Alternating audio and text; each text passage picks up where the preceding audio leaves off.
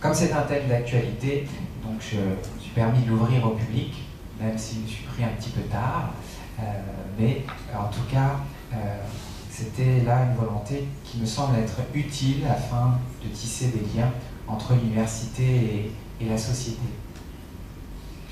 Alors un petit mot sur la manière dont va se dérouler ce dernier cours sous la forme d'une conférence. Ce sera tout d'abord l'occasion, bien sûr, d'un monologue de ma part, où la conférence au sens strict aura lieu. Et puis après, vous pourrez bien sûr poser des questions. Et enfin, bien sûr, on pourra avoir un moment de débat sur le thème qui nous a regroupés aujourd'hui. Alors commençons sans plus attendre. Depuis quelques années, effectivement, le travail est de moins en moins un lieu d'émancipation. Pour bon nombre d'entre nous, au contraire, le travail est un lieu de souffrance. À titre introductif, j'aimerais établir ce constat qui est par ailleurs dressé par les sociologues. Et j'aimerais notamment vous renvoyer, si cela vous intéresse, à Vincent de Goldjacq, qui est peut-être le sociologue le plus facile d'accès. Notamment, je pense à son petit manifeste pour sortir du mal-être au travail, qui est paru en 2012, qui est un livre d'entretien avec Antoine Mercier, un journaliste. Et sinon, donc, son ouvrage un peu plus conséquent, Travail, les raisons de la colère, aux éditions du Seuil. Vous pourrez les regarder à la fin de la conférence, je les tiens à votre disposition.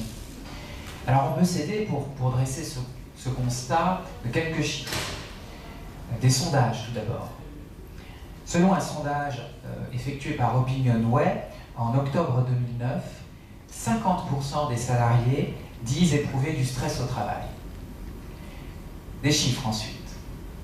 Selon l'Institut de veille sanitaire, les troubles psychologiques liés à l'activité professionnelle touchent 24% des hommes et 37% des femmes. Donc en théorie des probabilités, généralement on dit qu'en dessous de 3%, on est dans une probabilité dont on peut ne pas tenir compte. Vous voyez ici, on est à 24% et à 37%, respectivement pour les hommes et pour les femmes. Selon le baromètre santé 2005, 38,5% des actifs déclarent que leur travail affecte leur santé.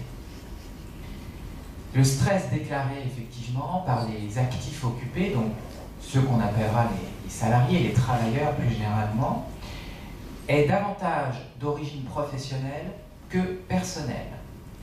En effet, 59,4% des travailleurs déclarent un épisode de stress en lien avec leur activité professionnelle au cours de l'année. Tout de même une belle majorité, presque 60%. Selon une autre enquête, une enquête de l'Agence nationale pour l'amélioration des conditions de travail qui a été réalisée en juin 2009, les causes de stress sont en premier lieu à rechercher dans l'organisation du travail, 41%. La non-satisfaction des exigences personnelles, le fait de ne pas se sentir représenté, 38%. Les relations avec la hiérarchie et les collègues, 32%, ainsi que les changements dans le travail, par exemple, changement du lieu de travail, 31%. Ainsi chiffré, le stress a pour conséquence le développement de différents symptômes pour le travailleur.